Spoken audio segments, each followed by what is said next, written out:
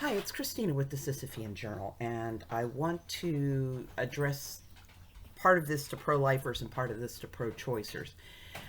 Um, and it's about the fellow who was going to assassinate Brett Kavenaugh, and also just about the general hoopla that the pro-abortion people, whom I distinguish from pro-choice people, the pro-abortion people have been putting up um, with the possibility of Roe versus Wade falling.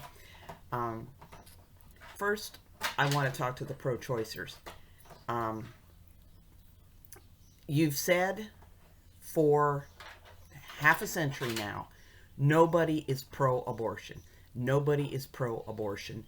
Nobody is pro-abortion. And I think what you've been seeing in the past 2 years, but escalating since the leak that Roe might be overturned, is that there are people who are pro-abortion. You've been seeing the shout your abortion. You've been seeing women tearing their clothes off in other people's churches. I don't know if they're Unitarians or something and go to churches where abortion is celebrated. But those aren't the churches they're tearing their clothes off in and creating a ruckus. The push for not only abortion through all 9 months of pregnancy, but we saw in Maryland, we saw in California, wanting to forbid even investigating neonatal deaths. They'd be using the word perinatal, which means 28 days before and after birth. That investigating the neglect death of a baby during that period. In Maryland, they actually wanted the mother to be able to sue you. A lot of this would be allowing women who didn't bother to get abortions to throw their babies in the trash can, and while that was neglect, you can't even investigate it. But I think that the real motivation was in the abortion clinics, where the practice is, if a baby survives the abortion attempt, sorry about the dog, if the baby survives an abortion attempt, they wrap it in a towel or a Chuck's pad and put it aside and just wait for it to die. This is so well documented that this happens, that anybody who does not get that this happens is ostrich head in the sand. It's been documented clear back for as long as abortion's been legal. So pro-choice people, you are starting to see what the pro-lifers have seen, which is that there are people who are rabidly pro-abortion. And I really have been pushing for you pro-choice people to separate yourselves from them.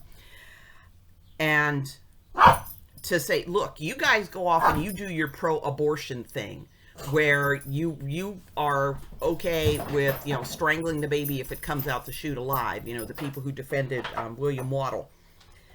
We're going to have a real pro-choice movement that wants abortion clinic safety standards, that wants adequate informed consent, that wants women to be allowed to sue for the wrongful death of their baby if they were given a false information or lack of information prior to their abortions. Okay? This is your chance to see what the abortion lobby is and to start a movement that really is about choice and not about abortion. And pro-lifers, I think it's time that you reach out to the pro-choice people who are pretty much as revolted by this stuff as you are. They are just as revolted by the idea of killing abortion survivors. Most of them are just as revolted by late-term abortions. Most of them would be absolutely revolted if they knew what we know about the sales pitches that are used in abortion clinics. This is a time to reach out and tease them away from the abortion lobby and from the just this enthusiasm for abortion as an end in itself that we've been seeing. And the other thing, pro-lifers, is do not fall prey to the temptation to look at this guy who was going to kill Kavenaugh and go, isn't that just what pro-aborts are like? They're willing to kill people to get what they want. You have to remember the vast majority of pro-choice people don't really, and you're kind of like, how can they not know it's a baby when they are pregnant, or their wives or girlfriends or whatever are pregnant? They're looking at the ultrasound, they're seeing these babies. How did they get that it's not killing a baby? And the answer is that human beings are remarkably capable of not seeing things they don't want to see. And if your entire social milieu takes a particular strong stand about something, it's really, really difficult to look at it from a different angle. And you need to meet people where they are. And right now, we are going to start seeing pro-choice people be absolutely revolted by the abortion lobby and its vehement supporters. And now is a good time. I can tell you, abortions would drop by 90% probably. At least 80, probably 90, if pro-choice people really were the ones running the pro-choice movement instead of the abortion lobby. You want to reduce abortion? Bring these people closer to you and work with them.